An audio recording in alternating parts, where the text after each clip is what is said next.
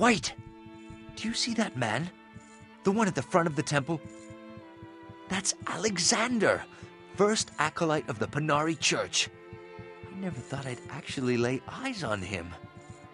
The man's a living legend. Joachim used to tell me stories about him. Not a nobler soul in all of Arcanum, it said. And he's a skilled warrior as well. Not the sort you want to tangle with.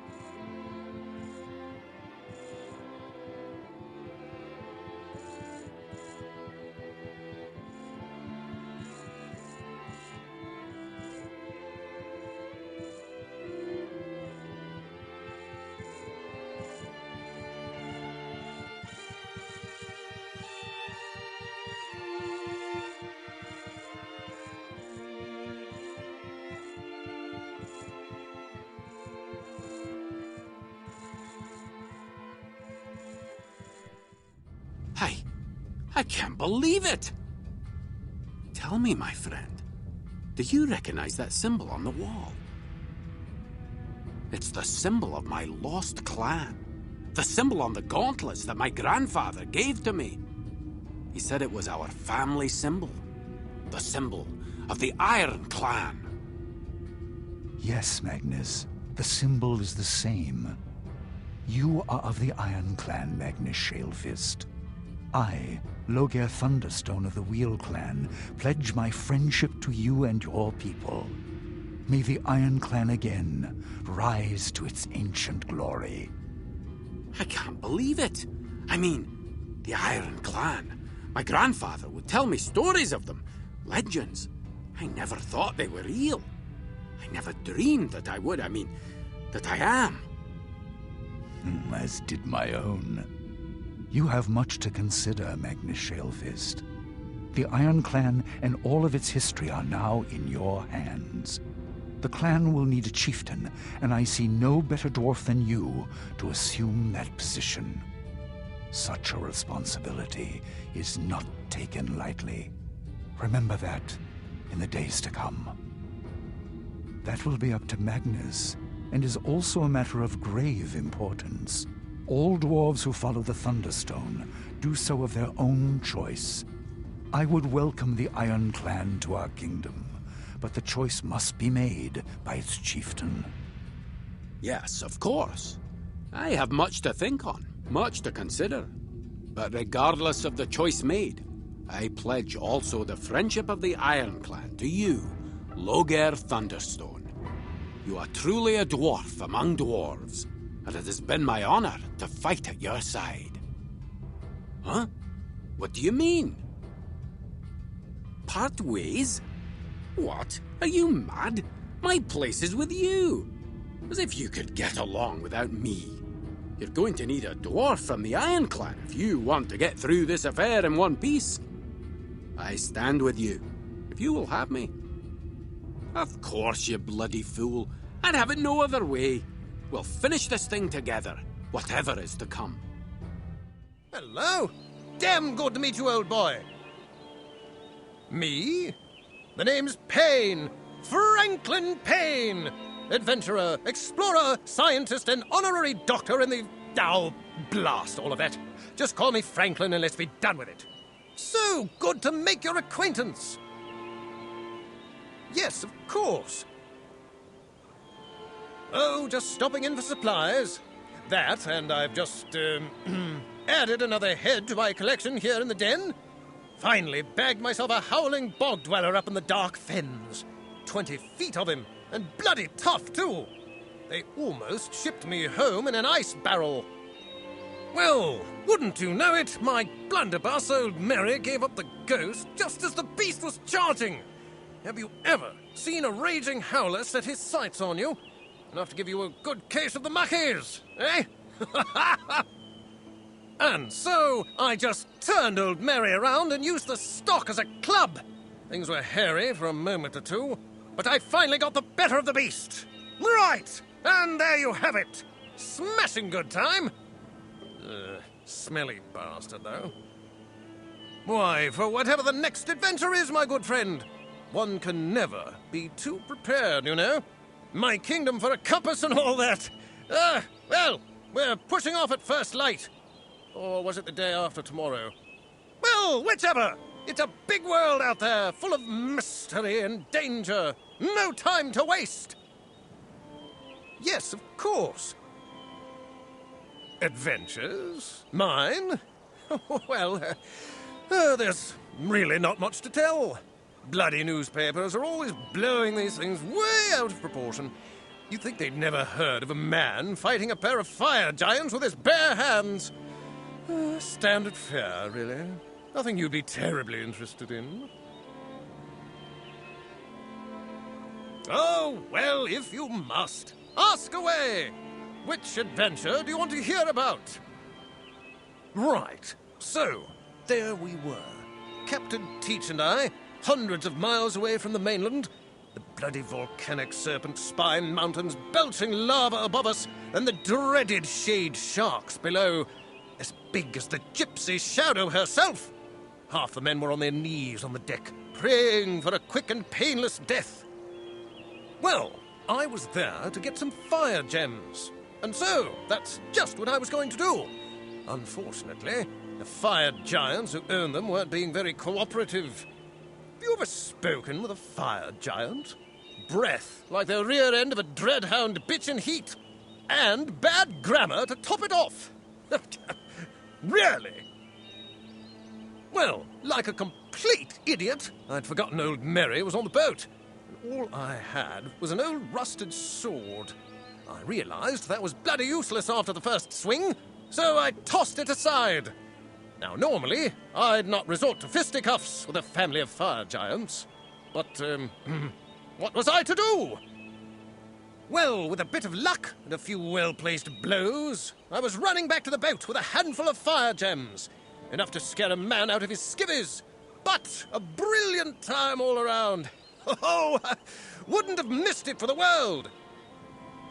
Oh, well, if you must, ask away.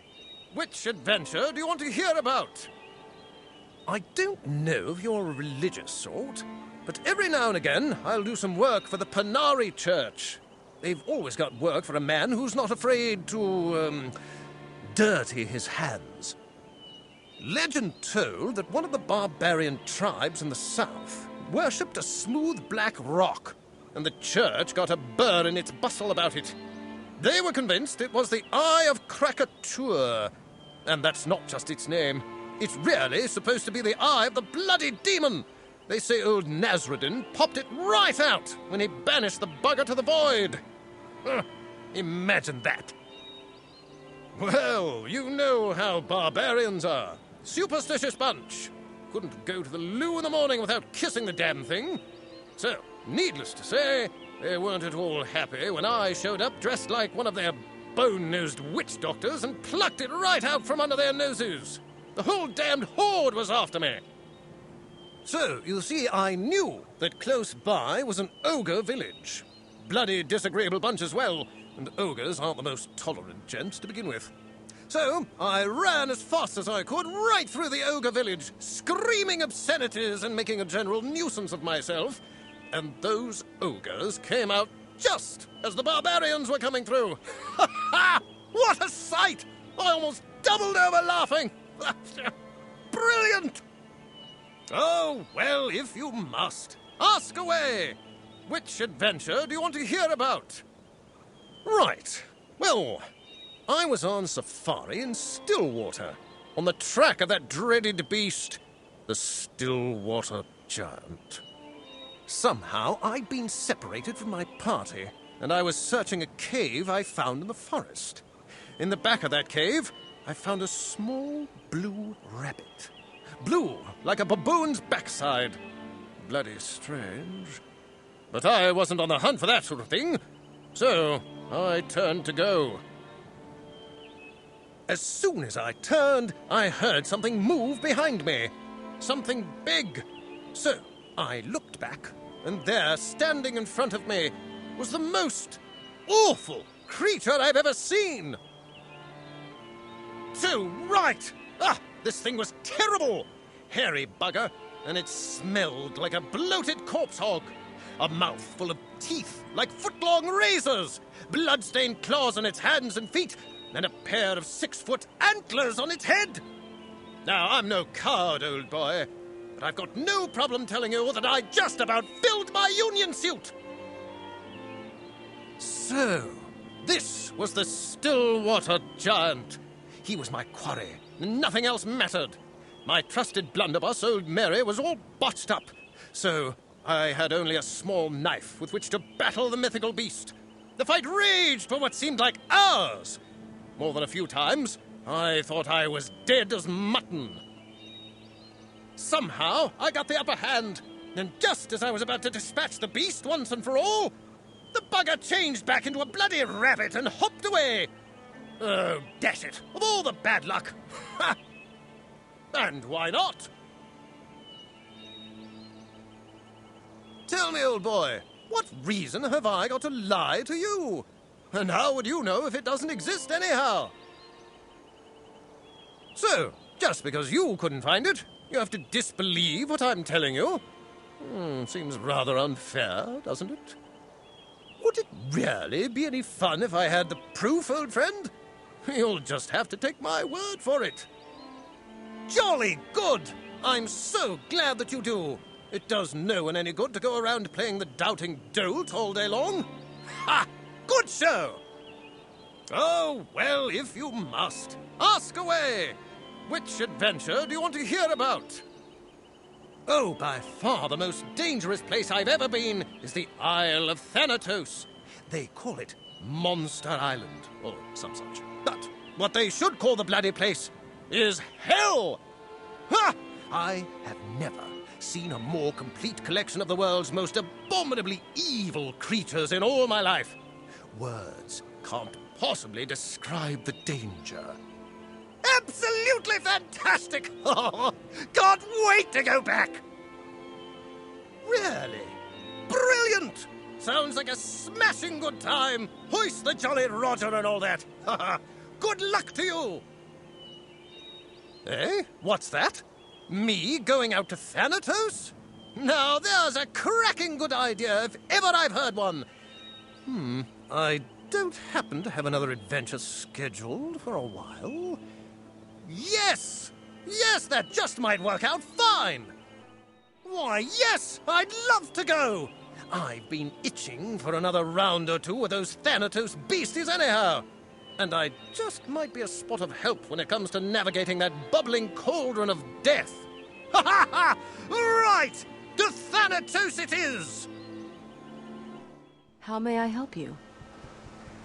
Then I will do my best to answer.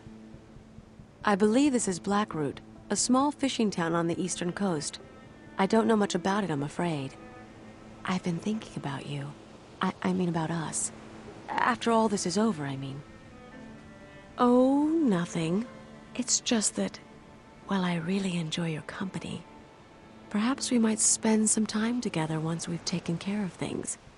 I mean, only if you'd like to. You make me very happy, even in light of all that stands before us. Thank you so very much. What is it you need? What do you want to know? I can tell you that Thanatos is no day in the park. I, for one, am looking forward to the pure thrill of combat against seemingly insurmountable odds. It will be a glorious death, eh? Ha! I like your sense of humor, boy. Don't take it so hard. There is a slight chance we will survive. What do you want of me? I did not choose to live on this island for its ambience. I chose it so I wouldn't have to entertain fools. Leave me be. That is quite the fool's journey just to find someone's dead body.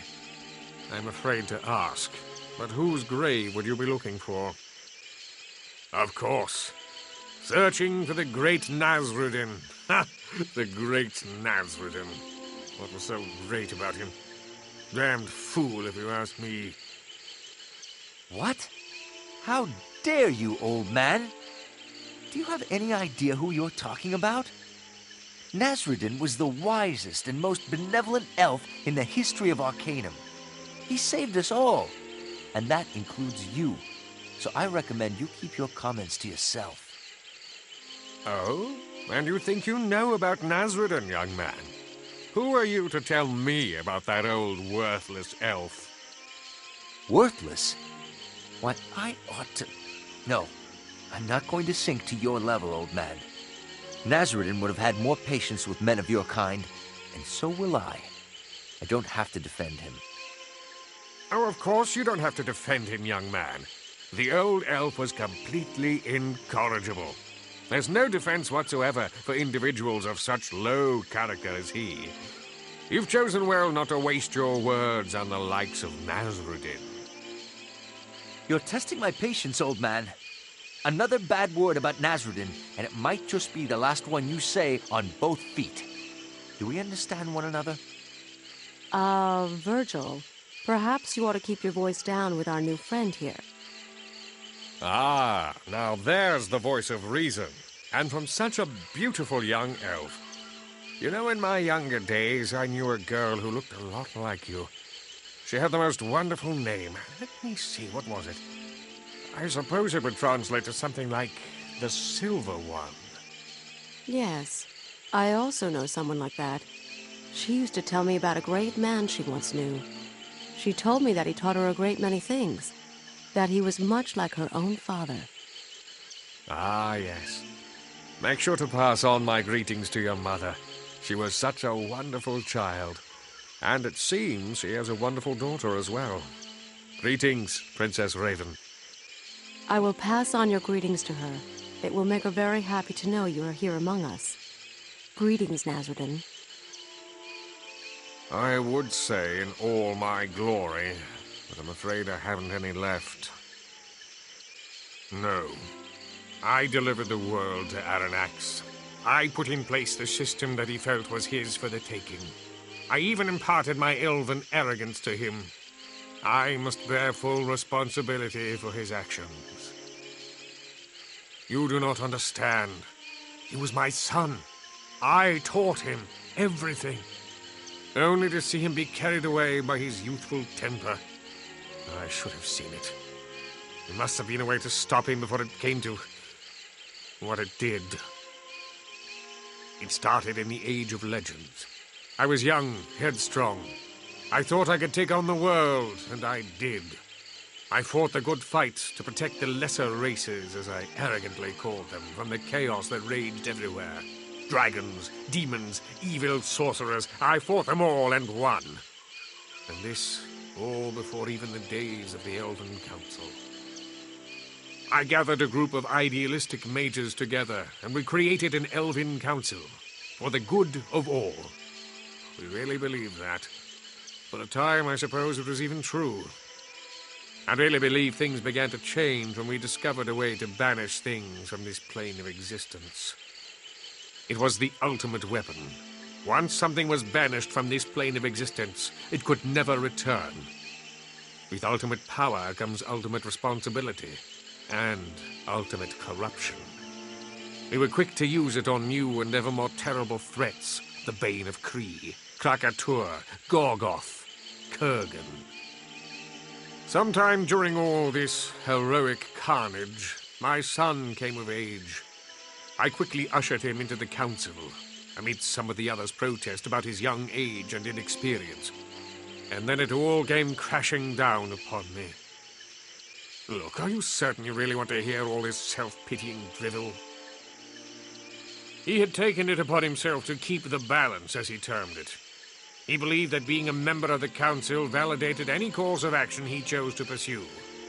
This meant attacking anything he saw as a threat, such as a city that had begun building advanced technological devices.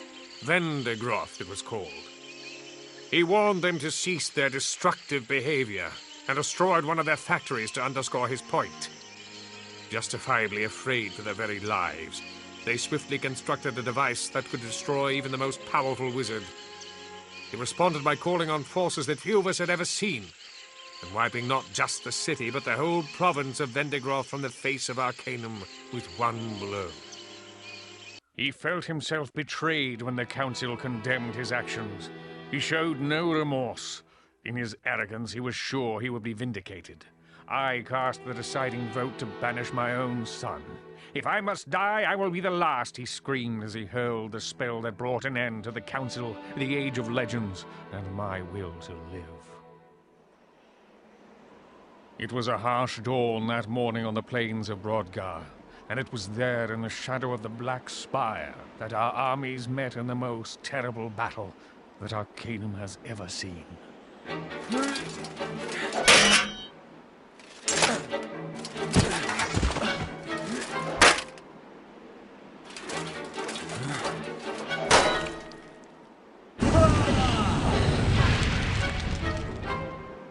As the sun set, only 4 of us were still alive to witness the destruction we had brought to pass.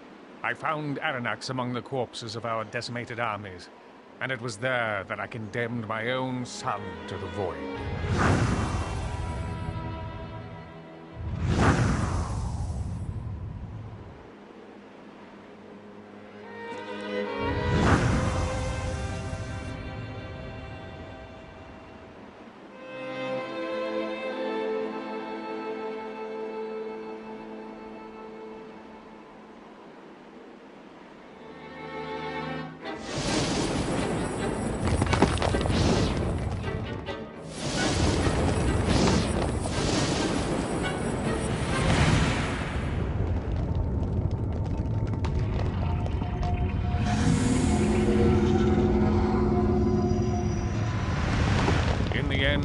was only through our combined might that Aranax was subdued, and I watched my own son fall into the horror of the void. But such was the fury and power unleashed by this conflict that the very fabric of reality was torn asunder. With our remaining energy, we were able to seal the rift with powerful wards, and the Ring of Brodgar still stands today as a monument to my son's destructive pride and my own unforgivable failure. When I regained consciousness, I was on the shore of Thanatos. I'd regained just enough energy to seal myself in a regenerative shell. I remained that way for 1,000 years. No one had ever stayed in a shell for anywhere near that amount of time. Somehow, my magical hibernation extended my life much beyond that of even the most powerful elven mages. The world out there is not mine. It only serves to remind me of my failure. Everyone I knew, everything I held dear is gone. I myself should have died long ago. Besides, I do not fancy being worshipped as a god. I'm well aware of the whole Panari tomfoolery, yes. When I emerged from my regenerative state, I traveled to the mainland. I suppose I thought I could somehow live among the world again. After I spoke with that Mannix fellow, I knew I was deluding myself. He did not know much, mostly some fanciful notions mixed with bits and pieces of history. As near as I was able to put together from speaking with him, Kryn Urden, the last surviving member of the council, started the Panari simply to maintain the wards, to periodically strengthen them, as it were. After I listened to his insane beliefs for what seemed like hours, I hinted that I had actually known Nasruddin. It was already too far gone. He would not have believed any of my protests or denials of my godhood. He most likely would have interpreted the whole thing as some sort of test, I suppose. I pity you, then. I received a taste of their hero worship from Mannix, and I can tell you I didn't like the taste of it one bit. Hold on there. Do you two realize exactly what you're talking about here? Perhaps this is an interesting philosophical debate for you two, but we're talking about the foundations of the Panari religion here. I mean, if you're not dead, that means you're not his reincarnation. Where the bloody hell does that leave the rest of us? Are any of the prophecies true? Have all of us Panari just been running around half-cocked for the last 2,000 years? Easy, young Virgil. I know how all of this must make you feel, and I apologize for making light of your beliefs. Unfortunately, I don't have the answers you're seeking. I mean no disrespect, Nasruddin, but if you don't have any idea as to what's going on here, then you'll forgive me if I'm having a few doubts concerning the validity of my newfound religion. Good, Virgil. If there is one thing in life that one must learn, it is to question everything. In the end, I'm sure you will have the answers that you seek. And whether or not this is all the fulfillment of a prophecy or just random chance, does it change the gravity of our situation? Would you do anything differently if you knew one way or the other? No, I wouldn't. And I will see this until the end, regardless of the reasons behind it. Thank you, Nasruddin. At the very least, your wisdom warrants a religious movement, even if its followers tend to be a bit soft in the head.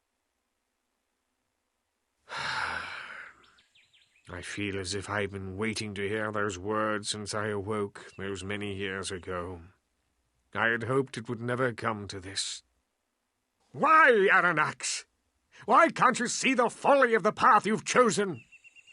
What are you going to do about this situation?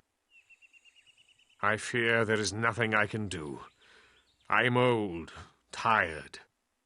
I do not believe I could stand up against my son now, even if I could find the heart to try. We do not know what life in the void is like, if it can be even called life. Who knows what sources of power could be found on the other side? I can think of only one possible strategy to defeat him now. You must retrieve the Vendigroth device that was meant to destroy him. And so it was, above ground. There are many catacombs and tunnels lying beneath the surface. Some of the members attempted to retrieve it to use against Aranax, but they never returned. We were forced to battle him without it, and you know the consequence of that. Extremely powerful mages have the ability to regenerate themselves whenever they are badly hurt, as I did.